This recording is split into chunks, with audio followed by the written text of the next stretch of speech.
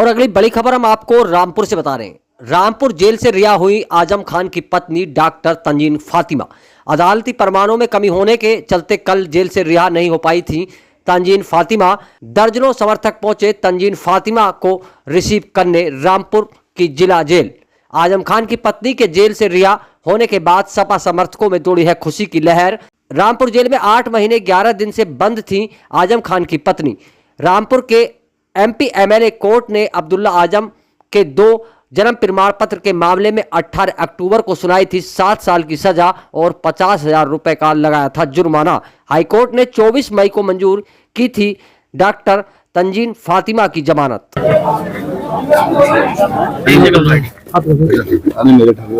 बस यही कहना चाहूंगी कि जिस माहौल में हमें सजाएं पे सजाएं दी जा रही हैं, ये एक बहुत ही सुनियोजित षड्यंत्र है और जिसमें सभी लोग बराबर से शामिल रहे हैं। यहाँ तक कि पुलिस प्रशासन, सरकार और मुझे मीडिया से भी शिकायत है कि उन्होंने कभी सच्चाई को सामने लाने की कोशिश नहीं की। जिस मुकदमे में हमें सजा दी गई है उसमें भी हमने कितने सारे एविडेंस मौजूद हैं।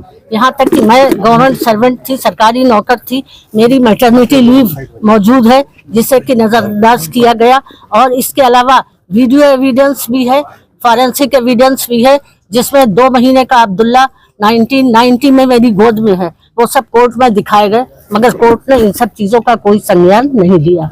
अब यहाँ पर मैं एक बात और भी कहना चाहूंगी कि इस बारे में अगर आपको तफसील देखनी है तो 16 अप्रैल के अखबार में 21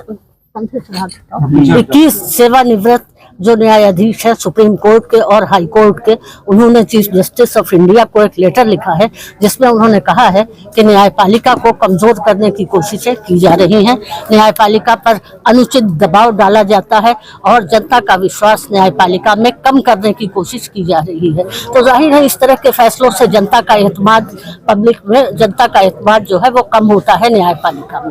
7 महीने आप जेल के अंदर रहे, 8 महीने जेल में रहे, किस तरह की परेशानियां जेल के अंदर? जी 7 महीना जेल के अंदर रही, उसके बाद किस तरह की परेशानियां जेल के अंदर आई? कोई दिक्कत परेशानी आई? नहीं नहीं, मुझे कोई दिक्कत परेशानी नहीं आई।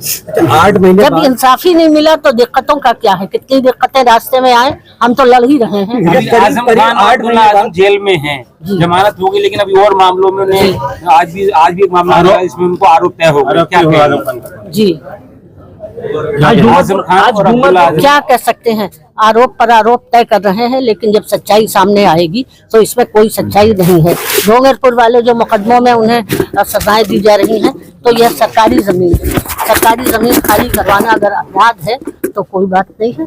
सरकारी जमीन थी, सरकारी पैसे से बने थे, सरकारी लोगों ने बनाए थे, और तो इसमें आजम साहब का तो कोई रोल ही नहीं था।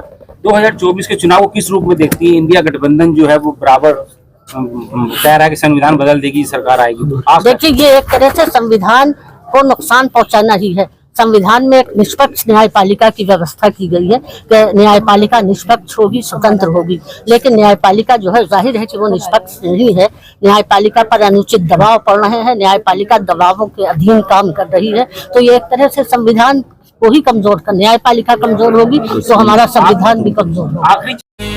त्वचा चर्म रोग का अचूक उपाय pro Edwin cream. Fungal infection, skin inflammation, dermatitis, दाद, खाज, खुजली, जांघ लगना, खरवे आपके और आपके अपनों के लिए परेशानी का कारण बन सकता है। Marketing by advance pro ad pharma private limited, Adhyatmik Nagar, Ghaziabad, Uttar Pradesh. Phone number 9149198994। Email advancedpharmaceuticals@gmail.com।